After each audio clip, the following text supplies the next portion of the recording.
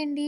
ఈరోజైతే ఒక మంచి టిప్ చెప్తాను. ఏంటంటే ఒక్కొక్కసారి కరివేపాకు ఎలా స్టోర్ చేసినా పాడైపోతుంది కదా!